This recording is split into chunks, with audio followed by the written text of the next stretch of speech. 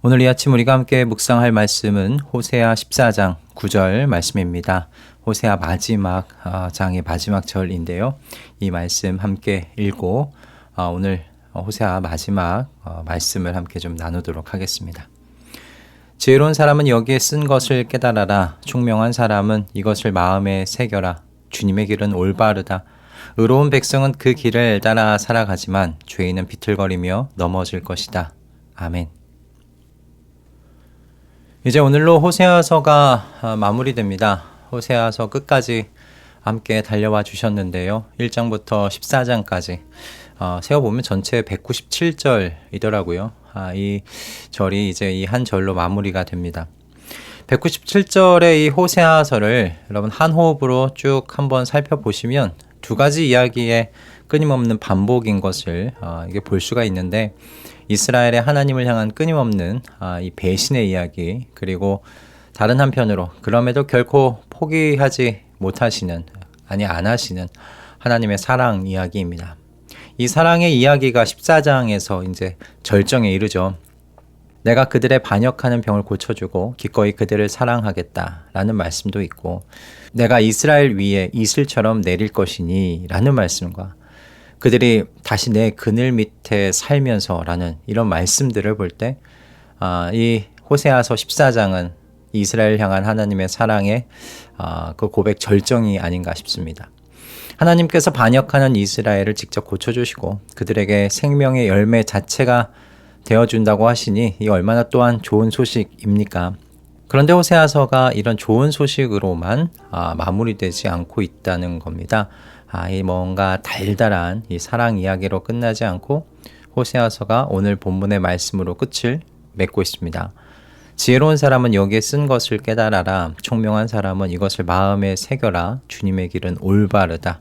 의로운 백성은 그 길을 따라 살아가지만 죄인은 비틀거리며 넘어질 것이다. 지혜서와 뭔가 비슷한 형식의 말씀으로 마무리를 하고 있는데, 여러분 이 말씀이 의미하는 것이 무엇일까요? 선지자 호세아가 정말 마지막으로 내뱉은 이 한마디, 그래서 중요한 의미를 가지지 않겠습니까? 이게 무슨 말인가? 이 마지막 호세아의 권면은 짧은 한 줄로 되어 있지만 두 부분으로 나누어서 볼 수가 있습니다. 앞부분은 주님의 길은 올바르다라는 것이고요. 두 번째 뒷부분은 의로운 백성은 그 길을 따라 산다라는 겁니다. 먼저 앞부분에 나와 있는 이 주님의 길은 올바르다에서 올바르다라고 번역된 단어는 한치의 오류도 없고 흠도 없고 곧고 완전하다라는 그런 뜻을 가지고 있습니다. 호세아 선지자가 그의 사역을 마무리해 가면서 주님의 길은 흠도 오류도 없이 완전하다고 이렇게 말하는 걸 보면 아마도 그가 전한 하나님의 말씀에 대하여 딴지를 걸었던 사람들이 의외로 많았던 것 같아요. 이유는 한 가지였을 겁니다. 하나님의 말씀에 오류가 좀 있어야 말씀이 말하는 바와 다르게 살아가고 있는 자신들의 길이, 자신들의 삶이 합리화될 수 있었을 테니까 말입니다. 당시 속임수와 불의로 가득했던 이스라엘과 또 그들이 의지했던 헛된 우상 종교들은 그래서 하나님의 말씀에 대한 불신과 결점들을 찾아내려고 했던 것 같습니다. 하지만 이런 이스라엘이라 할지라도 그들을 향한 하나님의 본심이 멸망이 아니라 회복이시라는 것을 알고 있었던 이 호세아는 하나님의 말씀은 절대적으로 흠이 없고 완전하니 신뢰할 만하다고 그렇게 말하고 있는 거죠.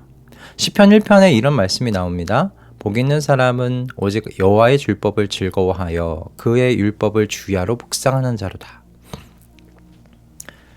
여러분, 어떤 사람이 여호와의 율법을 즐거워하고요 밤낮으로 시간을 들여서 그 말씀을 들여다볼까요?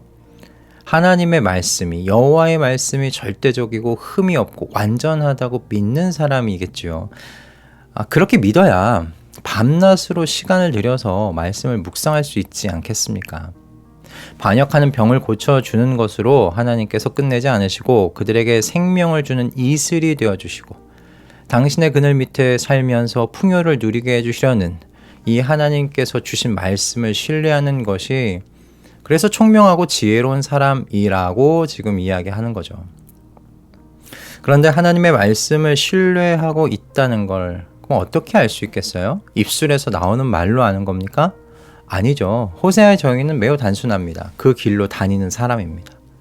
주님의 길은 올바르다. 그렇게 신뢰하는가? 믿는가? 그러면 의로운 백성은 그 길을 따라 산다입니다. 하나님의 말씀을 신뢰하고 있다는 것은 하나님과의 관계가 잘 정돈되어 있고 그분의 완전한 말씀의 길을 실제로 순종으로 걷는 것으로 증명되죠. 입술의 말로 증명되는 것이 아닙니다. 예수님께서 예루살렘으로 들어가시기 전 그 무화과 나무를 저주했던 일을 여러분 기억하실 겁니다. 시장하셔서 무화과 나무 곁에 갔는데 잎만 무성하고 먹을 수 있는 열매가 맺히지 않았다는 것을 보셨죠. 예수님께서 이 무화과를 향하여 사람들이 영원히 내게서 열매를 따먹지 못할 거다라고 하셨습니다. 그런데 이 무화과 나무를 향한 예수님의 이 말씀은요, 사실 당시 예루살렘과 이스라엘을 향한 말씀이죠. 많은 제사와 넘치는 제물이 성전에서 드려지고 있었지만 정작 사람들의 삶은 변화되지 않았었거든요. 하나님의 말씀에 대한 순종을 찾아보기 힘들었었습니다. 사회에서는 공의와 정의가 아니라 약한 자들이 억압받고 불의가 넘쳐나는 사회였었습니다. 그러니까 예배의 형식은 남아 있었지만 순종의 삶이라는 열매는 찾아볼 수 없었던 시기였던 거죠. 우리는 때로 신앙이란 예배를 잘 드리는 것, 헌금과 봉사를 잘하는 것, 그리고 도덕적으로 살아가는 정도, 이렇게 소극적으로 이해하지 않나 싶습니다. 그러나 호세아 선지자가 마지막으로 우리에게 던진 말씀은요, 뭐냐면 적극적인 신앙을 살아가라는 말씀이에요. 하나님의 말씀의 그 길 위를 걷는 의인으로서 그렇게 살아가라는 권면입니다.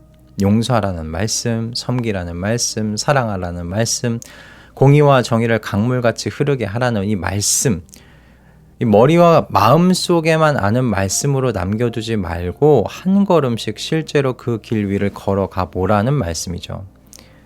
하나님의 말씀은 완전하시고 결함이 없으시니 말입니다.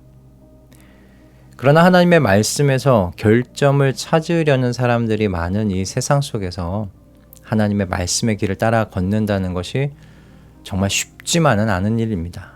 그러기 위해서 잊지 말아야 할 것이 있습니다. 하나님의 말씀의 길을 따라 걷기 위해서 잊지 말아야 할 것. 9절에 나오는 여러분 이 순종이 4절과 8절의 은혜 다음에 위치해 있다는 것입니다. 잘 걷기 위해서는 여러분 하나님의 은혜의 반석 위에 내가 있다는 것을 경험해야 해요. 늘 은혜의 그늘 아래에서 걷고 있다는 것을 믿어야 하는 거죠. 그래서 순종이 의무가 아니라 이 하나님의 무한하신 은혜에 대한 응답이고 기쁨이 되게 해야 한다라는 말씀입니다. 여러분 매일같이 하나님의 은혜의 그늘 아래 머물며 순종이 기쁨이 되시는 복락을 누리시는 저와 여러분이 되시기를 소원합니다. 그래서 오늘 말씀과 같이 이 시대의 지혜로운 사람들 되시기를 소원합니다. 지혜로운 사람은 많이 아는 사람이 아니에요. 하나님의 사랑의 지지 속에서 힘을 얻어서 완전하신 하나님의 말씀의 그 길 위를 걷는 사람이 하나님께서 인정하시는 지혜로운 사람인 줄을 믿습니다. 호세아의 이 마지막 말씀이 저희의 삶을 고여있는 호수가 아니라 흘러가는 강물이 되게 하기를 소원합니다. 그래서 드넓은 바다를 만나 그곳에서 참 자유를 경험하는 저희 모두가 되기를 바랍니다. 여러분, 주님의 길은 올바릅니다. 그리고 의로운 백성은 그 길을 따라 살아갑니다. 할렐루야, 기도하겠습니다. 주님, 호세아 선지자의 입술을 통하여 진리를 전해주셔서 감사합니다.